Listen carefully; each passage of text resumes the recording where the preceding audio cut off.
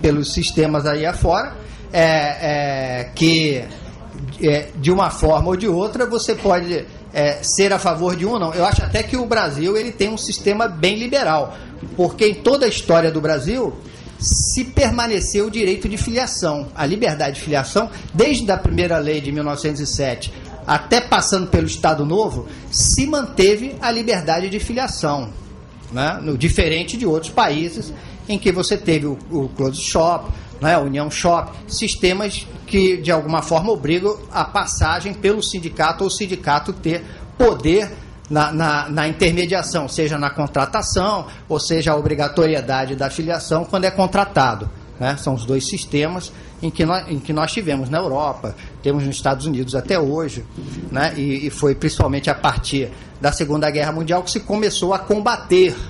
Então, esses sindicatos eles tiveram uma história anterior, mesmo que hoje, por exemplo, na Europa não é permitido, mas eles tiveram uma formação anterior que deram um fortalecimento, né? E tivemos, por fim, a flexibilização em nível constitucional, né? A flexibilização, ela surgiu também como um poder sindical, porque aí o que acontece? O sindicato, quando ele está forte, ele prega o negociado acima do legislado. Quando ele está fraco, aí a coisa muda. Mas os próprios sindicatos, na década de 80 e por muito tempo, pregaram o negociado sobre o legislado. Isso que hoje é uma palavra de ordem considerada neoliberal, mas é uma palavra de ordem que veio do sindicalismo, acreditando que a força dos sindicatos poderiam impor os acordos coletivos acima da própria lei. Isso, inclusive, vinha com a doutrina do Gurvitch, de direito social, direito italiano, várias doutrinas, né, que entendiam, e o sindicato acreditou nisso na década de 80, e mais, foi inclusive brigar na justiça, né, com aqueles gatilhos que haviam nos acordos coletivos quando veio o plano cruzado, se cobrou no judiciário a manutenção daquelas cláusulas, dos gatilhos salariais. Chegamos a ter a lei salarial, dizendo que só poderia alterar um acordo coletivo por outro, a lei não poderia, né? Não que isso aí inverta a hierarquia das leis, né? Mas torna a lei do trabalho uma lei que a gente chama de dispositiva, ela não é imperativa, como é a legislação do Código Civil em relação ao contrato de trabalho. O que está na lei só vale se você não negociou de forma distinta. Então, essa era a tendência, na década de 90, de transformar a legislação trabalhista como uma legislação dispositiva. Vale mais o que está negociado do que o que está legislado, se bem que se pretendeu por meio de negociação coletiva, né? Não em negociação individual, a negociação coletiva. Não foi aprovada nenhuma lei geral tornando válida a flexibilização. Nós tivemos, por exemplo, leis esparsa, como, por exemplo, o Banco de Horas, que inclusive surgiu com proposta de sindicato de São Paulo.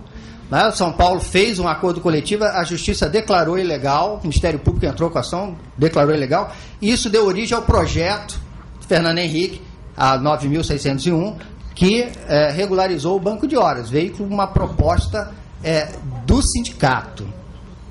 Né? Qual o quadro que nós temos a partir de um determinado momento pós a Constituição de 88? Os sindicatos começam a enfraquecer.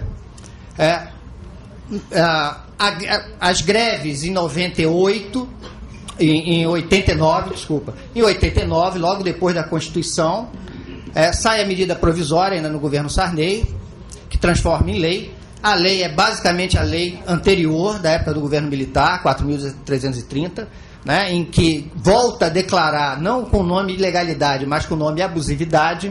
Então o movimento sindical ele recebe uma pancada muito forte, né? Porque a ideia da Constituição de 88 é que a greve seria totalmente livre, e o legislador ordinário não entrou nesta linha, tornando as greves abusivas, né? Praticamente todas abusivas, porque há uma dificuldade enorme de se cumprir toda aquela legislação para ser considerada uma greve não abusiva.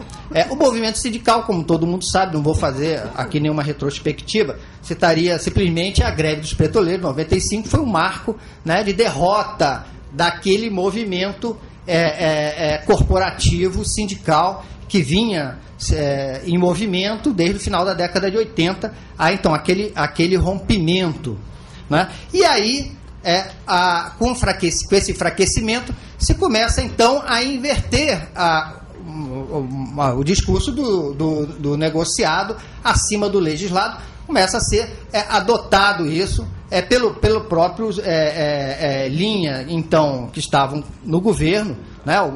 A gestão Dornelles no Ministério do Trabalho, eu acho bem significativa ali, naquele momento de transformação. O que vai acontecer? Nenhuma dessas leis são aprovadas, mas nós temos, de uma forma intensa, cláusulas coletivas,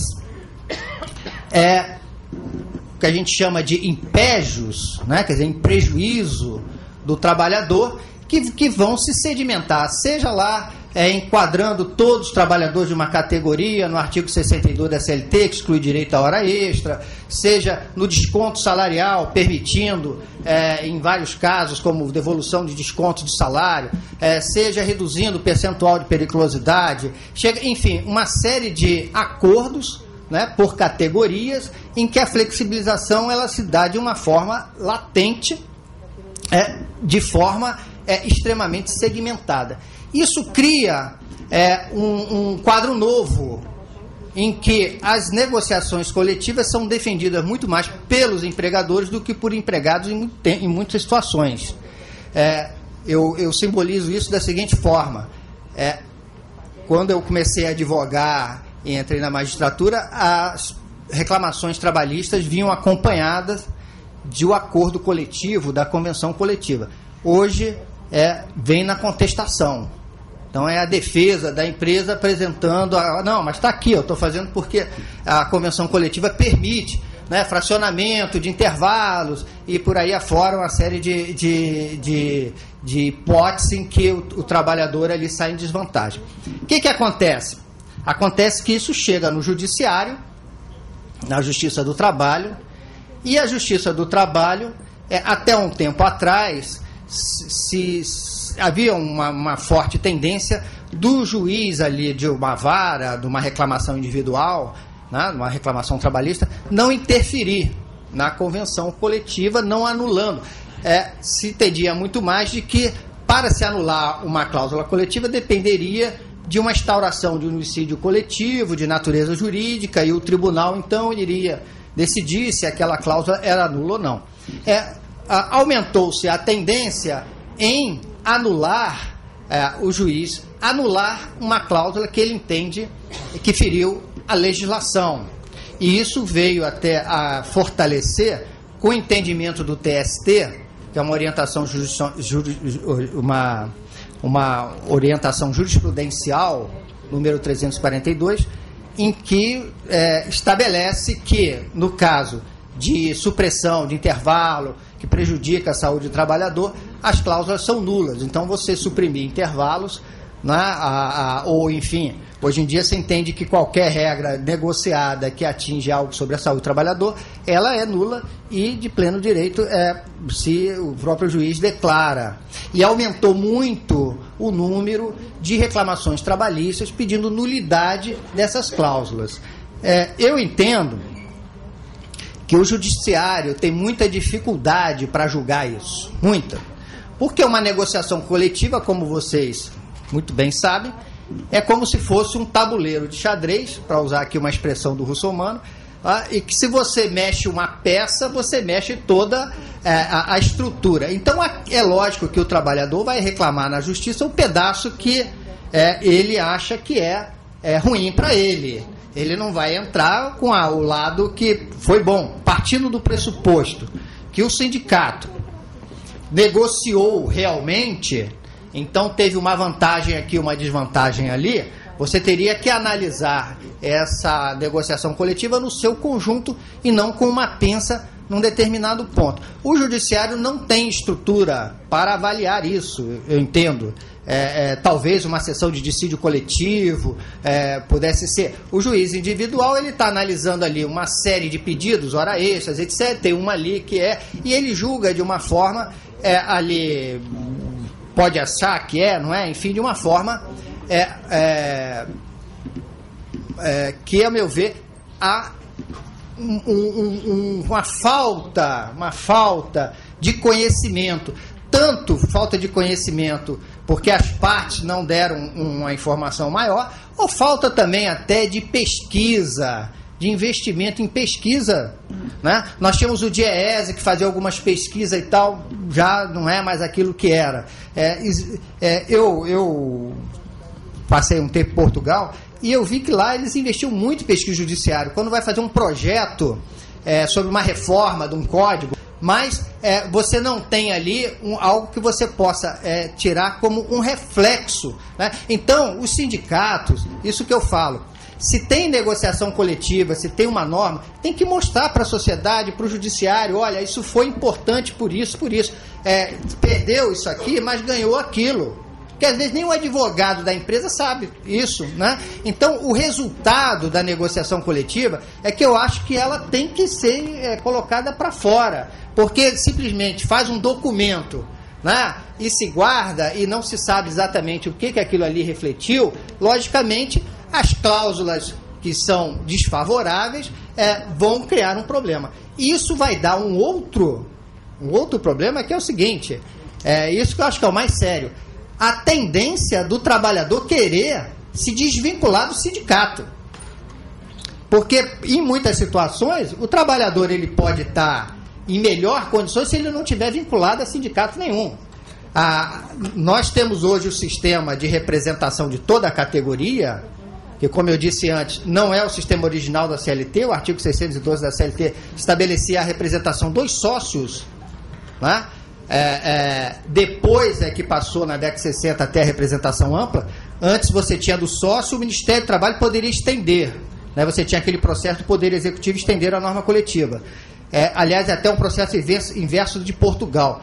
Portugal começou com a representação ampla, lá no Estado Novo deles, e depois passou a ser representação dos sócios, como é hoje, na categoria como sócio. A situação do trabalhador, ele já reclama do imposto sindical, né? Dele querer estar fora é uma tendência, né? É uma tendência que não expressa na sociedade de forma organizada, né? Não tem ninguém defendendo isso por aí afora, mas não deixa de ser, muitas vezes você percebe isso, né? Num processo trabalhista, numa audiência e tal. Às vezes o trabalhador querendo dizer, não sou de sindicato nenhum, não tenho nada a ver com o sindicato e tal. Até quando é lógico, né? Quando é a favor dele, a coisa inverte. Mas no momento de uma cláusula prejudicial surge esse problema. Então, eu reforço aqui, concluindo a minha explanação aqui, já devido ao tempo, eu acho que as corporações elas têm que demonstrar o resultado do trabalho delas para a sociedade, principalmente nesse lado da negociação coletiva. A negociação coletiva ela não deve ser feita só para dentro, né? Ela também deve ter uma apresentação, né, de uma demonstração do resultado que é dado, para se poder avaliar realmente o saldo, né, e a sociedade, a imprensa, o judiciário, etc., poder valorizar ou não, né? Isso aliás, essa preocupação, eu acho que é hoje geral, né, de todas as instituições. Nossa Justiça do Trabalho vive preocupada com isso, em mostrar, né, o que fez, ter um site, e acho que todo mundo hoje tem uma preocupação muito grande, porque a sociedade exige transparência, né, exige conhecimento, né, e isso é algo que as corporações também têm que evoluir. eu acho que muitas já tentam fazer isso, né? Sites, enfim, mas muitos sindicatos nem site têm. Às vezes a gente vai julgar